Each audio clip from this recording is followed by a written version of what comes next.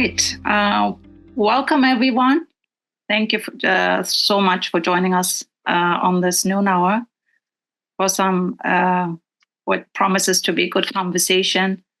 I'm so pleased to welcome special guest, Miss Giuliana Valencia-Banks, and let me just introduce her before we enter our conversation. Giuliana Valencia-Banks serves as Baltimore County's first Chief of Immigrant Affairs, assuming the newly created position in 2021. She partners with other offices and organizations to promote the well-being of immigrant communities across Baltimore County and serves as a liaison for those communities. Giuliana was most recently in the spotlight for her outreach to the families of the immigrant workers killed in the collapse of the Francis Scott Key Bridge. Giuliana was previously the Outreach and Operations Manager at the Esperanza Center of Catholic Charities of Baltimore. Now, before we jump into the conversations, I would like to let you know that we will have an opportunity at the end of our panel for audience questions. So please feel free to utilize the chat to submit your questions. And my colleagues will be collecting those questions throughout the panel. And you can send those messages to submit questions here. Giuliana, welcome. Thank you so much for sharing your time with us today. Thank you so much, Zeynep. It's really great to be on this panel. Thank you for the opportunity. And I'm looking forward to this dialogue, not only with you, but with the community members that are participating. Yes, me too. Thank you so much, Giuliana. And we have already a lot in common. I'm an immigrant child. You have an immigrant background. Would you share a little bit with us about your own immigration journey and your background and how you came to do this work?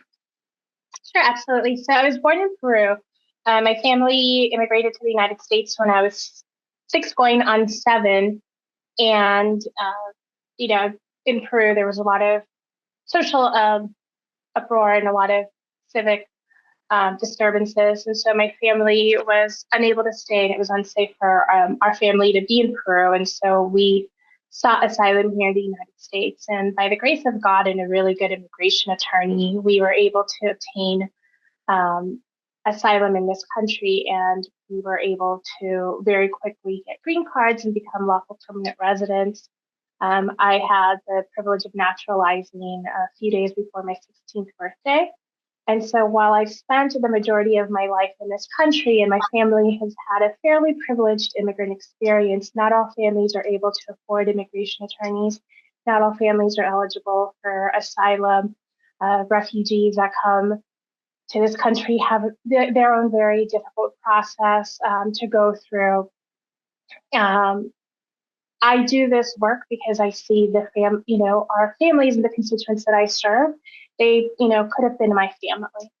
I know what it's like to feel like you don't belong in either place, right? Like I'm too American to be Peruvian. I'm too Peruvian to be really American.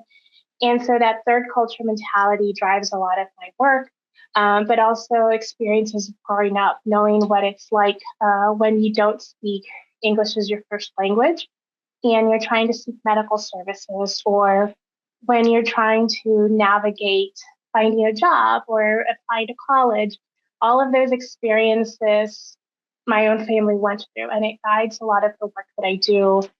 And so I'm really privileged because I'm able to do this work, right? My experience may be different from recent arrivals, particularly those from Central America and refugees that are coming in from the Middle East, but there are so many similarities in our stories that it feels very personal. My work is not work, it's personal. It's something that I wake up every day and I'm really grateful that I'm able to do. I so appreciate that you bring your personal self to the work that you are doing. And you already touched a little bit about the struggles and challenges growing up as an immigrant child. Can you tell us a little bit more? What are some particular struggles and challenges that immigrant communities, particularly here in our area, are facing?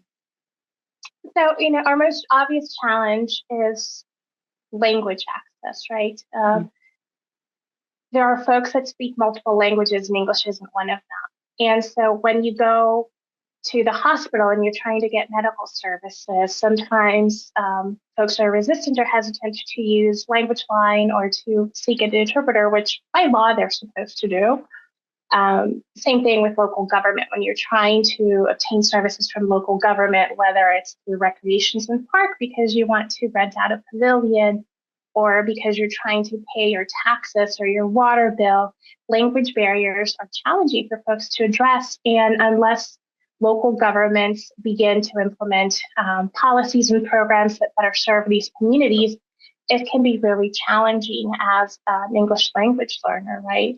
There's also the nuances of having been born and raised here that a lot of people aren't familiar with. Folks might not necessarily have those that network capital that a native born person may have, right? So I had friends when I was in undergrad that were able to apply to internships and jobs because their cousins or a family member or somebody from their faith community connected them to that. As an immigrant, I didn't have that. I didn't have that social capital because my family didn't have that similar network, right? Applying to jobs, things that we take for granted every day, right? Going to school, enrolling your child into school, getting a bank account, those things that are very natural for us can be really challenging for immigrants and refugees, particularly those that don't come into this country with the support that refugees that are working with resettlement agencies have, or folks that are being reunited with family members that already have a built-in support network. So asylum seekers don't typically have those similar supports. Unaccompanied minors, children that are coming to this country don't typically have those supports. So when I do my work, I think about those very vulnerable people because once you naturalize, once you're able to get a work permit, your life changes. And while things are still challenging for these other communities that don't have those same statuses, life is much harder and they're much more vulnerable to not only scams, but to abuse. And so this work that I do is to support these particular communities. And we are so grateful for the work you're doing. And I can already hear so many similarities from my own background, being raised as a child of Muslim immigrants. Starting a life from scratch is a huge challenge. Not having, the network you mentioned, not knowing the language. I remember my older brother having to repeat 1 year of elementary school because my parents, who never went to school, never had a formal education, didn't know how to read the school syllabus, and very simple things that then lead to children to fall behind in school. And while I'm very proud of my own upbringing as a first generation college student, I realized that there's so many challenges that immigrant children, particularly immigrant families, are facing. So I can definitely, there's solidarity in suffering, a term that has been described, which really makes me connect to the refugee and immigrant experience on the ground. And personally, I found a lot of empowerment and encouragement in my own faith tradition and my own Islamic faith. I wonder, how does religion informs your work and life, and you mentioned earlier that it played a key role in your work. Could you tell us a little bit more about that? Sure. So I grew up in a Catholic household, right? I grew up with every year learning about the Beatitudes. And when I was older, I worked at a Jesuit school. And so I was very immersed in Jesuit social teaching. And these ideas about welcoming the stranger and feeding the hungry and housing the unsheltered, and those ideas are found in the majority of our different faith communities, right? And we share that grounding as human beings, this responsibility to each other, and how we see newcomers. And so my work is really, personally, it's very grounded in my faith. And as a public servant, while we do live in a secular society and our country is a secular country, as public servants, our faith, whether we have one or not, typically guides our work. And so I look at what my faith tells me and how I should behave and how I'm supposed to treat immigrants and newcomers. And I'm very fortunate that I've belonged to beautiful, strong faith communities that have an eye on social justice and are very active. And, you know, one of the things that I always remind myself is that love is an action verb. Mm. And so that drives my work. How do I love my neighbor? How do I love people that I'm not familiar with? And how do you see that in the work that you do is really important to being a good public servant, in my opinion, to be a good servant to others. Because as a public servant, that's what I do. I serve this constituency. And for me, it's over 104,000 immigrants that call Baltimore County home. And so I have to think about them and how I serve them. And it's very much grounded in, you know, my Catholic upbringing and that constant reminder of we do unto others. And so that's something that I remind myself about my work, is that this work isn't about me, it's about serving.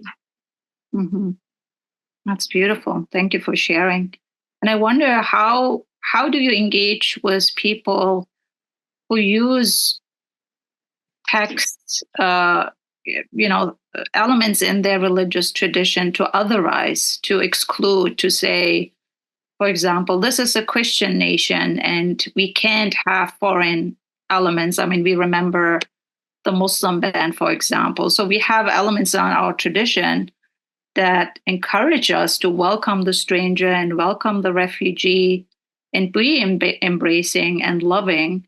But how do we engage with people in our communities who might use the same texts and resources to say, no, we have a religious obligation to keep our Christian identity intact and build higher walls and keep foreign elements out? How do you engage with that very difficult public debate around immigration?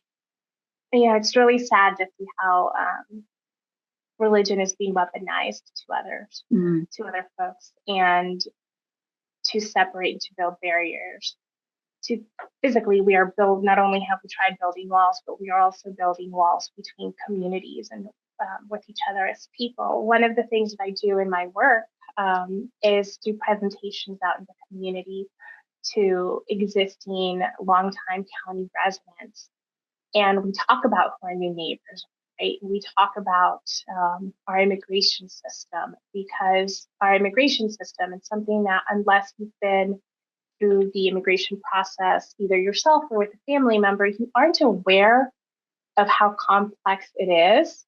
And we talk about that. And so I think it's really important to engage in dialogues and have conversations and go into it with an open mind and hopefulness that you are able to have a conversation that doesn't turn into an argument. And so oftentimes folks don't know that 150 years ago, in order to get into this country, all you needed was to not have lice, not have visible lice, to not be a known drunkard, or to not be a known polygamist or a communist, and you were allowed in. And then you went through an administrative process to naturalize, right?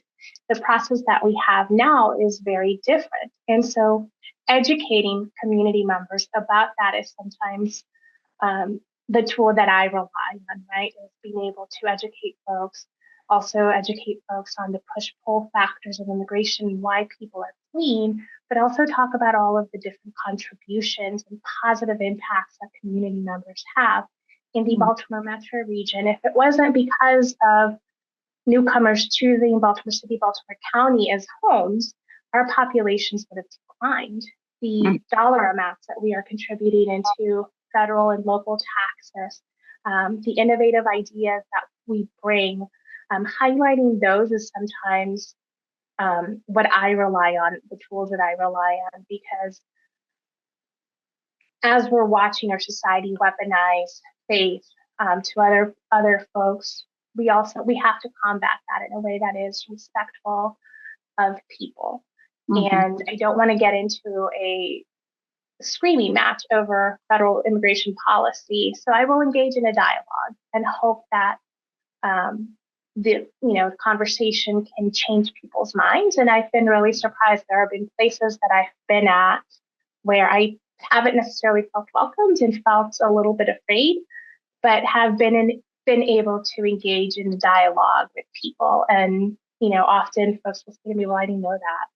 I didn't know that this had to happen this way, or that this is why things don't work out." I like to tell people that our current immigration laws, they're as helpful as a rotary phone is, right? So we live in an age where we have a baby computer at our hands at all times, where we do email, where we do work presentations, where we shoot movies.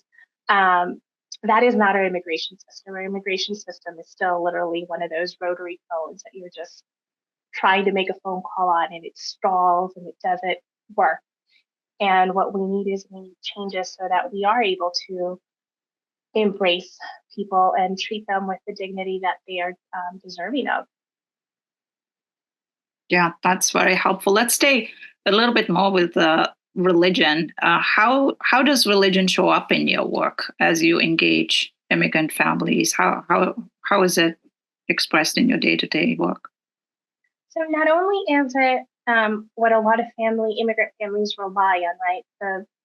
When you're new to this country, usually the first community that you have, the first relationships that you have are usually in your faith tradition, mm-hmm. right? I didn't have a lot of family here in the States. For many years, it was just my immediate family. It was my parents, my sister, and I. Mm-hmm. And we built community, and our community consisted of our faith community, right? It was the people at our church that welcomed us, that became my aunties and my uncles, and I had cousins that weren't really cousins growing up, but we grew up at church together, so that became our family. The other way that I see it is that our faith communities are typically the folks that are welcoming newcomers, right? Whether it's in the food pantries that they establish for their new neighbors, whether it's in the English classes that they set up, or the partnerships that they build so that they are able to better embrace folks. So, for instance, the nonprofits that do a lot of this welcoming work and supportive work are mostly faith-based organizations, right? So you have Catholic Charities that has an immigrant resource center where I used to work at the Esperanza Center. You've got Lutheran Social Services that resettles immigrants here in Baltimore County. You've got the Islamic Circle of North America, IGNA Relief, that provides support. You've got the Hebrew Immigration Aid Society, HIAS, that does a lot of legal services and refugee resettlement. And these organizations were started because their faith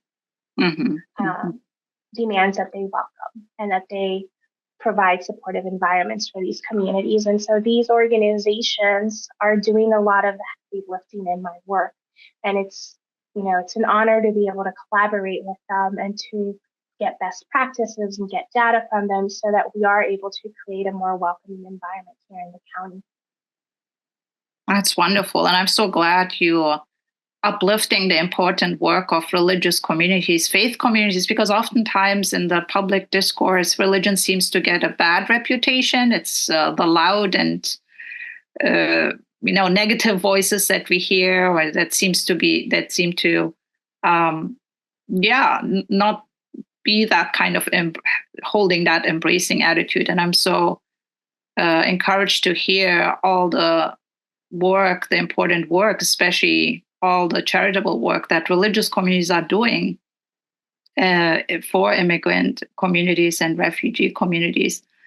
Now, what are some interreligious considerations that people should have in mind when approaching immigration or immigration work? As someone who has been doing this work for quite some time now, what do you think are certain considerations that people should have? I think it's recognizing that our faith traditions are actually a lot more similar than we sometimes think. Sometimes we get drowned out by those loud voices because those loud voices that are screaming the anti-immigrant rhetoric are so much louder than the people that are doing the work, the people that are welcoming and embracing communities, right? Our faith communities approach immigrant issues very similarly. Values such as compassion and hospitality and social justice, right? We find it in our different religious texts to welcome the stranger, to care for them. We see it, not only in the Quran, but we see it in the Bible. We see it in sacred texts that tell us that we're supposed to protect and advocate for human dignity. And so I think for us, sometimes it's really important to remember our similarities and to remember the work that our different faith communities are already doing and highlight and uplift that work versus getting stuck in that negative space of all you hear sometimes is just, as a Christian nation, we're not supposed to do this, and our society is changing because we're allowing X, Y, and Z different faith traditions, instead of looking and seeing how, Global Refuge is welcoming refugees, how Lutheran Social Services is welcoming unaccompanied minors and providing that support. Let's look at this work that our different faith communities are doing and the importance of, having dialogue and cooperation between not only the different organizations that do the social services, but also the different faith communities that are, that did set up support systems for Afghan families that were evacuated, that do provide food pantries for folks that have recently arrived. It's really important that these dialogues continue to happen because that is really how the work gets done. It's not my office, it's not one church, it's not one synagogue. It's when we're collaborating together and sharing our values and supporting and uplifting each other that we're able to better welcome newcomers. That's so encouraging. Can you tell us a little bit more about local collaboration and cooperation between the different communities here in our area? What are things, especially as you being the liaison for these faith communities, are you trying to, how do you create that dialogue and those collaborations? So a lot of this work has, been getting done since before I arrived into my current role. When the evacuations in Afghanistan started, nationally there was a movement to have faith communities establishing welcoming spaces and to sponsor families. And that started happening not only in Christian faith communities, but also in synagogues. It's also happened in our Islamic community.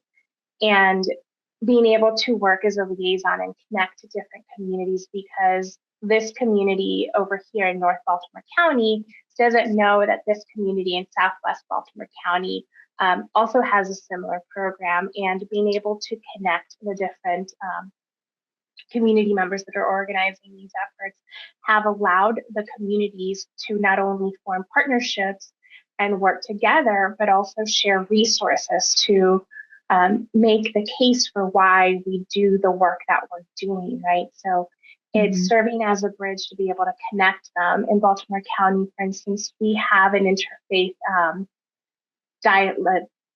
community meeting. They meet twice, and I can't remember the exact name of the group, but it's an interfaith group that meets twice a month, and from all different faith traditions that are sharing resources, that are sharing events, that are sharing concerns. And that allows for the communities to be more empowered. That allows for the communities to learn from other groups, right? We don't have to constantly reinvent the wheel. So if we have a community that has set up an ESOL class for recent arrivals in their neighborhood, this other community doesn't have to start from scratch. This other organization, this other church has already established this program. And so you can take that information and you can improve on it. And that is the importance of collaborating and working together and building networks so that we are able to do that, expanding how we're connecting with other communities, learning about what other places are doing. It's really important for us to collaborate. Thank you, Christine. The Baltimore County's Interfaith Advisory Group that meets twice a month. And if there's folks that are interested in learning more about it, please leave your information in the chat. I'd be happy to provide a connection for that here in Baltimore County. That's so helpful. Thank you, Giuliana, because I receive many requests from especially Christian congregations who want to be more helpful in welcoming Muslim families and helping them, supporting them. And there is definitely, in terms of cultural competency, religious literacy, there's things that we all still are, need to learn and are growing together. And it's wonderful that you're highlighting that important work because it's not getting uplifted enough. What is something that you've learned in your work about religion that you haven't necessarily learned before, as you are doing your job? Or what are things that you are learning about religion? One, how similar they are, how much we have in common, and how peaceful it can be for me to go into a synagogue, and how peaceful it can be for me to go to a masjid. And the overarching message is always the same. And remembering that when we get frustrated with others, right? I remember I had a conversation with a priest friend of mine recently, and I jokingly called God his boss. So when I have my own issues with God, I always tell him, I'm really upset with your boss. And he was like, it's okay. Sometimes you can yell at my boss. And I'm like, oh, we're allowed to do that. He's like, yes, as a faithful person, you are allowed to have doubts, and you are allowed to have questions, and you're allowed to seek answers. And that's something that growing up in a very traditional Catholic household, I've never heard. And so that has been really refreshing for me personally. But also the power of faith communities, right? Our faith communities may not be able to enact change on a federal level because it is such a complex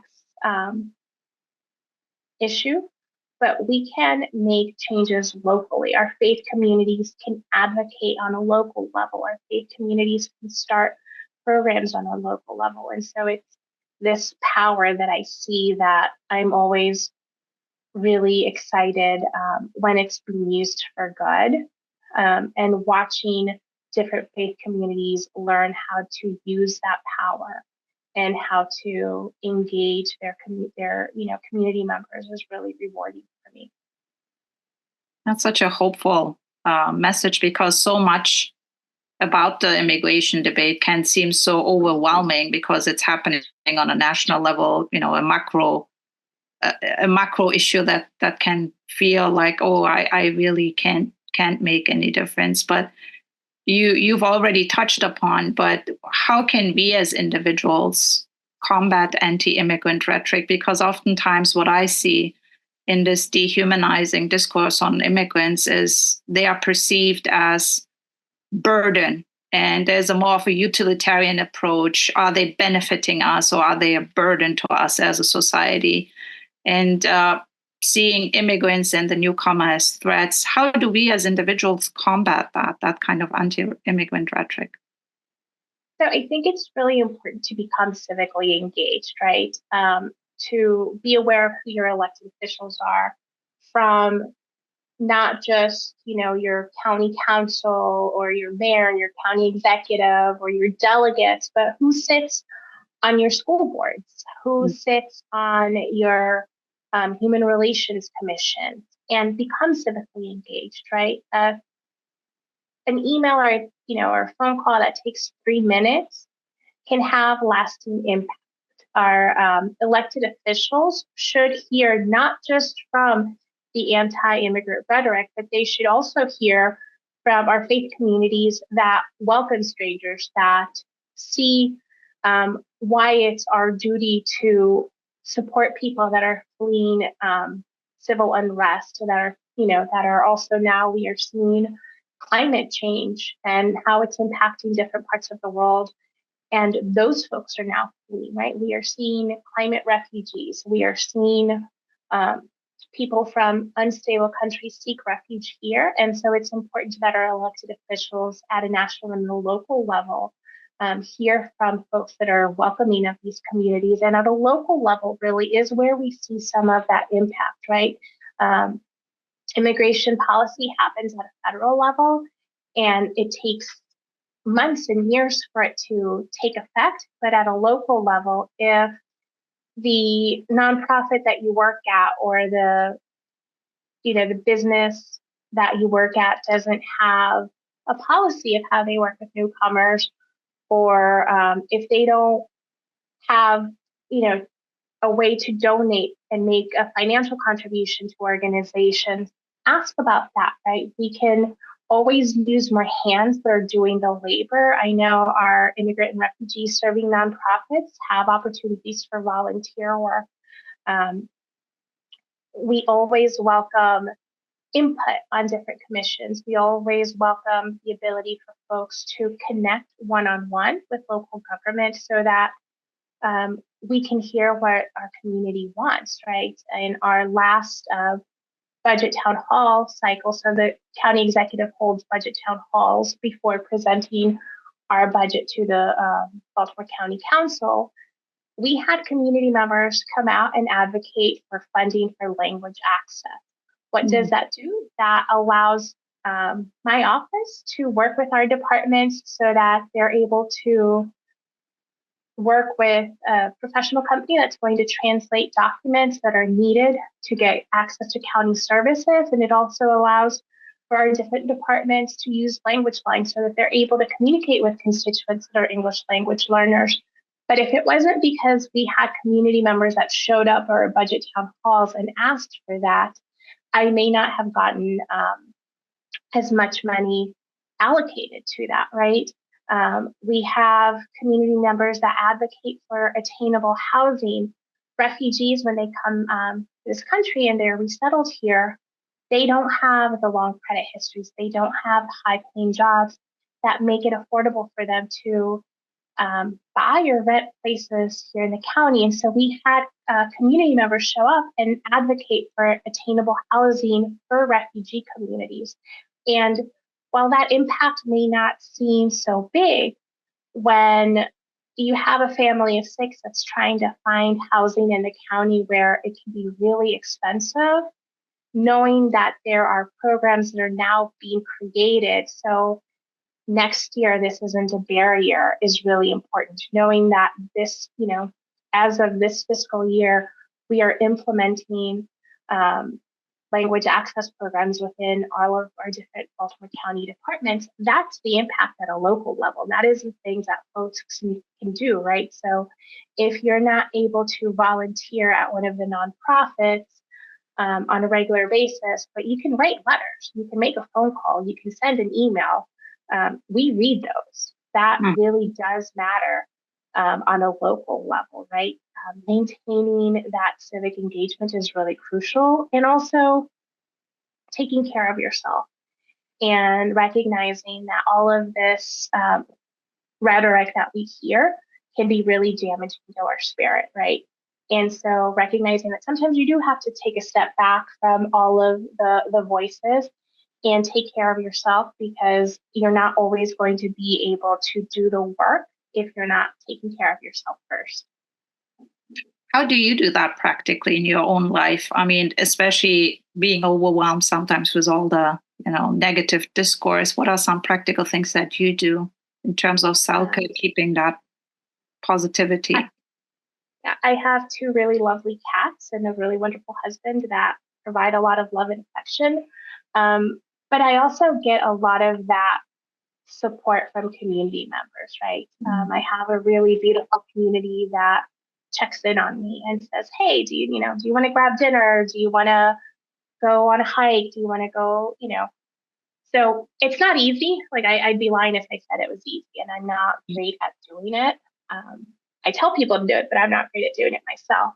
But every now and then you do have to check out and just, read a good book, watch a really bad movie, in my case, snuggle my cats and shut out the world for a little bit. Thank you for sharing. These are wonderful, practical things that we each can do. And I already hear from our guests that they so appreciate you sharing that. The very, consistent, maintaining that consistent engagement, civic engagement. I think a lot of us are still learning. And also what you said about the importance of providing feedback for the good stuff that is being done locally. Sometimes we are very reactive to the bad stuff or the negative things that are happening. But to say, hey, I really appreciate the work you've done on this program.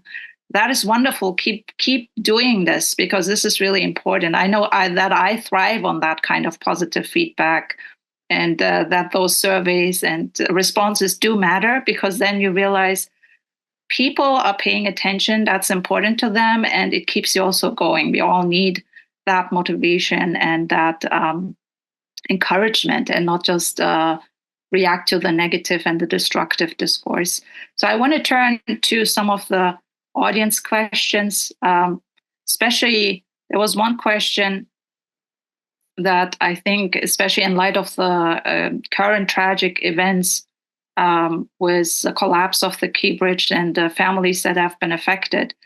One participant is asking, please state, if possible, 3 needs that will continue to be met going forward for families, both directly the surviving families and indirectly port workers and other employees affected by the collapse of the Key Bridge.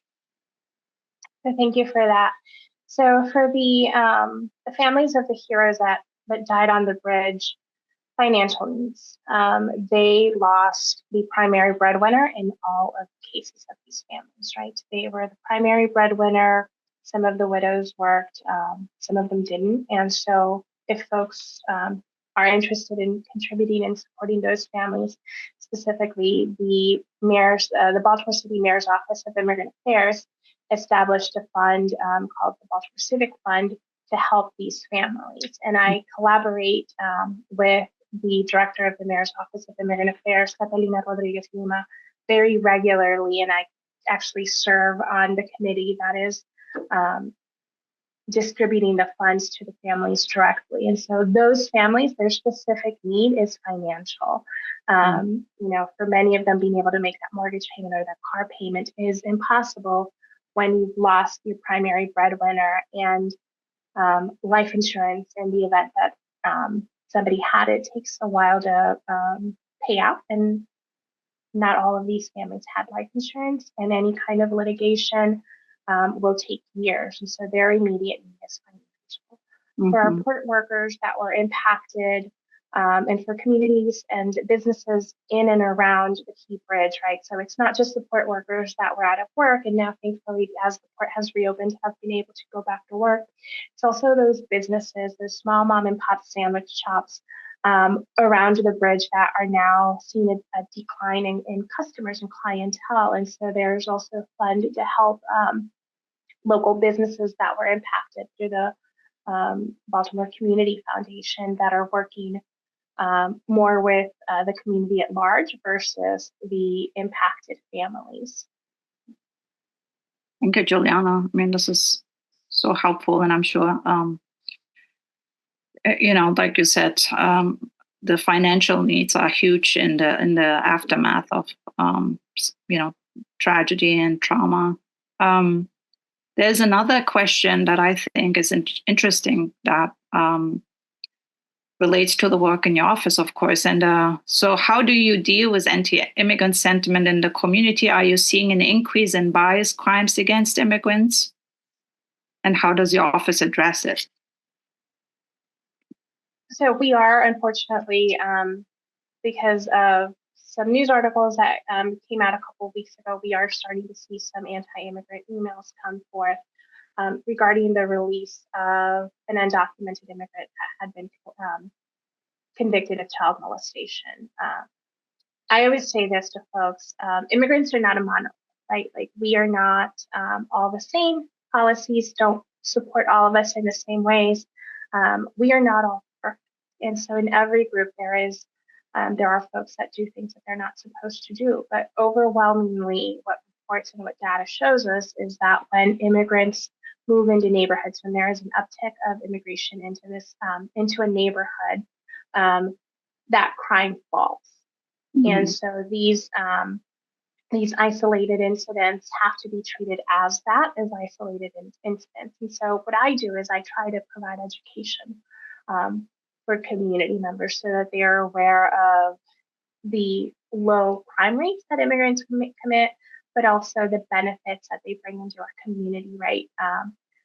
We're not just seeing this uptick in anti-immigrant rhetoric on a national level. Unfortunately, we are seeing it at a local level as well. And so that's also where I need community support, right? When we get an email that says, I'm proud that I live in a county or a city or a state that welcomes immigrants and that has created X, Y, and Z programs, that's helpful to people like myself that do this work because we need not only the data that tells us who, why, and what immigrants do for our jurisdictions, but we also need that buy-in from our community. Absolutely. Thank you for all the questions that are trickling in. Please keep submitting your questions, and I hope you have still time to have Giuliana address those. So there's one question that asks, what are some highlights and frustration in working through the bureaucracy of a local government compared to working in a faith-based nonprofit? So I used to work for Catholic Charities of Baltimore, and I'm smiling because I always joke that working at Catholic Charities prepared me for working at Baltimore County government because the bureaucracy is very similar. Catholic Charities is the largest private provider of human services in the state of Maryland, and so that process of applying for grants and getting grant funding and getting programs approved was very complex and complicated. And it's a similar process in local government, unfortunately, right? There are a lot of different levels of permission and different processes that we have to follow and different, codes within the county that we're supposed to follow. So my training at Catholic Charities really prepared me for it, but it is frustrating and it is challenging. And I'm really thankful that I work within a jurisdiction that is so functional that we do have really supportive environments and departments that are able to walk through that process with me. But it is definitely challenging. And yeah, I'll just say that Catholic Charities was good training. Thank you. So you mentioned the presentations that you give to communities around Baltimore County to try to dismantle misinformation and xenophobia. What have been the responses to those presentations? And have you done that in any faith communities? And also maybe can faith communities reach out to you, invite you to come and speak to their congregation? Absolutely. Typically, the responses are really positive, right? A lot of folks are shocked by some of the data that we share. They're, like I said earlier, if you haven't lived this process previously, then it's completely new to you. And it's very eye-opening for folks to understand that it can take years before someone is able to naturalize it.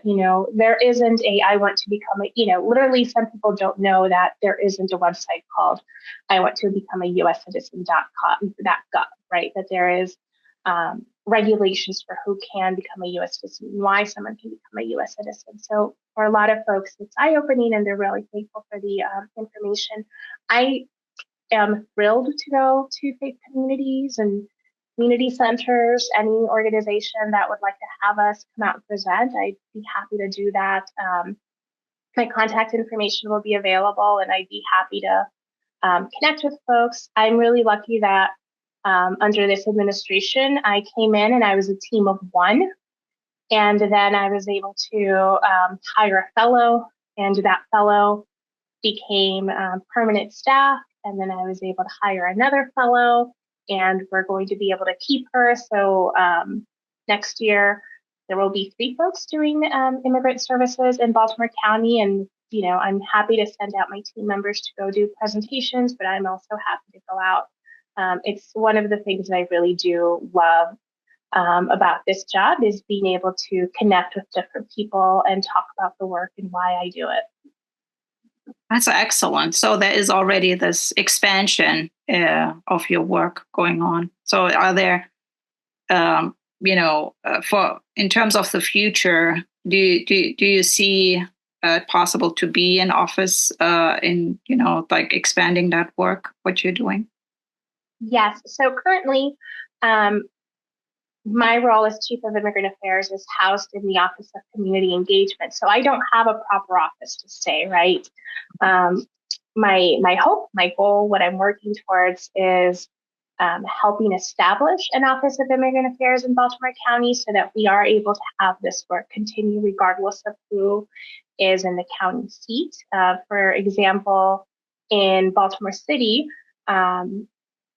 Thursday, we are codifying the Mayor's Office of Immigrant Affairs. This office has existed for almost 10 years, but has not been codified as part of the city charter, and it will be on Thursday, which I'm very excited about. And so we hope in Baltimore County, I hope to follow that example, and I really hope it doesn't take us 10 years to do that. I hope maybe in a year and a half, we've been able to create an office. Wonderful. We are here at ICJS always looking for good strategies to improve dialogue and the quality of our disagreements and how to talk to people. And there's a question that relates to that. You mentioned that it is important to have dialogue, even when people are disagreeing about the issue of immigration. How do you do this? And have you found any tactics that work with people who just aren't listening?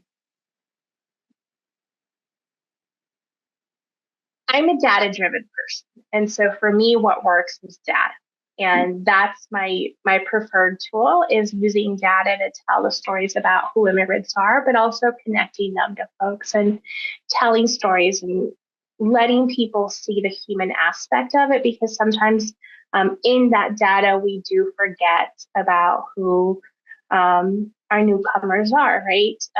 One of the reasons I talk about language access and I'm so passionate about it is because I will never forget being an 8-year-old girl with my 10-year-old sister and my mom sitting in a hospital, my mom having her appendix burst, and my mom not knowing enough English to say to the nurse that my appendix burst, and my sister and I not having enough English to be able to say to the nurse, my appendix burst. And this happened, 35 years ago, but I still remember that. I still remember being, a little girl and being scared that my mom was going to die. And so when I tell people that, they look at me and they're like, what do you mean nobody could help your mom? I was like, nobody could help my mom. It took like 3 minutes before a nurse that spoke Spanish came to help her. But those 3 minutes when you're scared and you're suffering and you're in pain feel like eternity. And so putting that human aspect for people, sometimes that makes a difference, right? Sometimes it's a matter of being able to be brave and vulnerable and open yourself up to having those conversations. Sometimes people forget that it's not just adults that are immigrants and refugees, that it's also children. And so if we can't have compassion for adults, can we at least have it for children?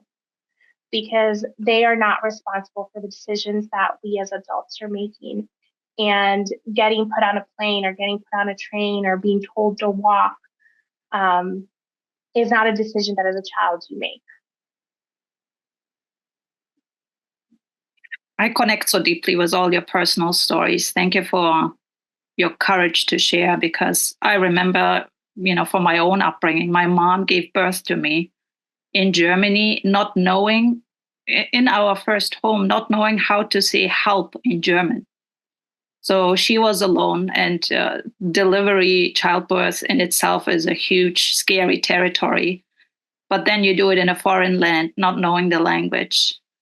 And an ambulance arrived, hours later, and there I was born, it's just always those personal stories, I think, are the ones that really make the most profound impact. And seeing in the immigrant and the people, approaching everyone with that compassion and empathy. Now, I myself, just like you, try to show up at school wanting to be the voice for the refugee child, for the immigrant child, because I didn't have that person for me. My parents couldn't speak German. My parents couldn't fill out a form. I had to translate. I had to be there. I was a parentified child. So there's so much what resonates in your own personal story. And I think sharing those very human, raw stories, that really makes, opens people's hearts, because this is an immigrant, a refugee is not just a number, right? This is a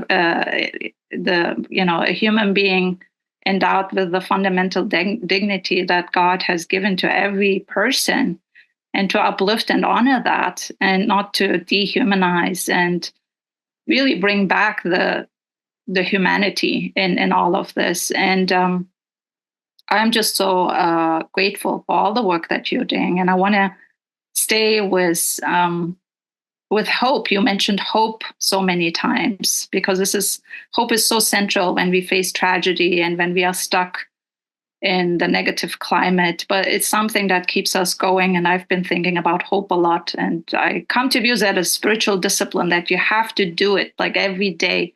Getting up and putting one step after another is an act of hope. It's something that is an exercise.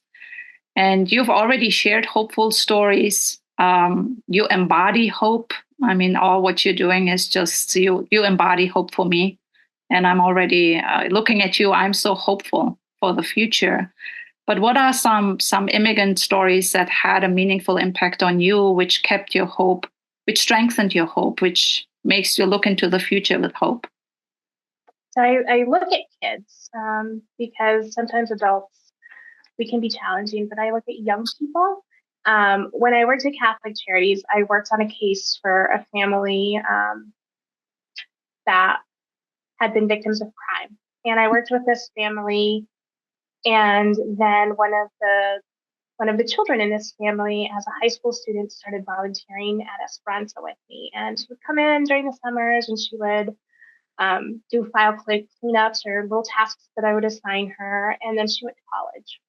And then when I was hiring a fellow, this young lady that I've known since she was 16 applied for the job. And so when I look at her, and she's now a grown adult, 25 years old, I see hope in that, because this was somebody that I knew at a very, very young age in a very different situation.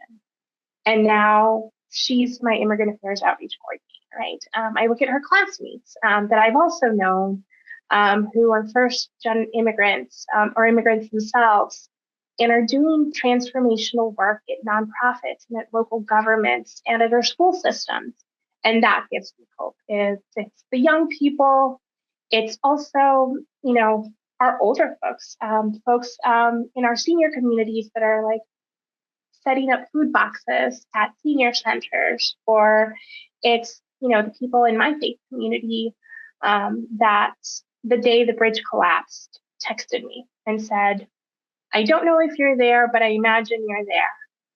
And it's those special little phone calls and emails and text messages from people that value welcoming immigrants that really, for me, it's what keeps me going. It's what the hope is on for me, because I look at young people and I look at the village that I have, and I'm like, thank goodness, because if it wasn't because of that, then sometimes that loud noise would drown out. But it's looking at how we can change our world, and I see the hands that are doing that as being our young people. So I'm always encouraged and hopeful when I get to interact with young people.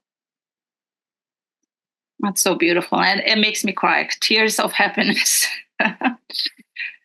Such hopeful, amazing stories. And if we could just see the potential in each of these human beings, and how I mean, in my own experience and immigrant journey, I have seen the selflessness and the hard work and the resilience and the beauty of immigrant communities, how much they add to societies and how much they contribute to the communities they really want to give in all aspects.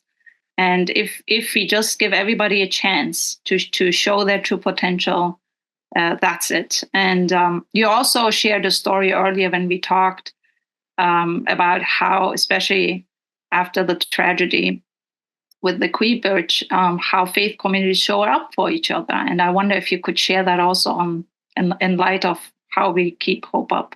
That was such a beautiful story. Yeah, so it was the faith communities really that reached out to our office and offering help and organizing not only for our first responders, but also concerns about the families. And one of the funerals for one of the fallen heroes happened on the west side of Baltimore County, and it was a massive funeral. It was one of the biggest funerals I've ever been to, close to 300 people, and it was this beautiful outpouring of love from different community members and family members. But then at the end of the wake, the first day of the service, families were escorted to a community room where an entire meal had been catered by the Islamic Society of Baltimore. Mm-hmm. This is a community that had no actual connection to the deceased or this particular community. And because their faith calls them to do that, they showed up. And it wasn't, they didn't bring over a couple of sandwiches. It was an entire catered meal for more than 300 people. And that just reminded me of how powerful our connections are as community members.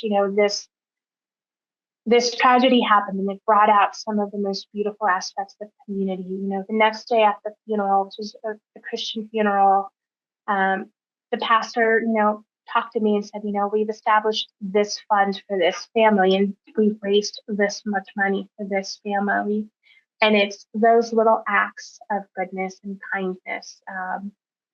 The faith community was not connected to the deceased, but the faith community also hosted a luncheon after the funeral. And it's these small acts of kindness, right? When the new neighbor shows up at your house, take over some cookies. Or if you have old, unused furniture or unused garden tools, take them over and say, welcome to the neighborhood.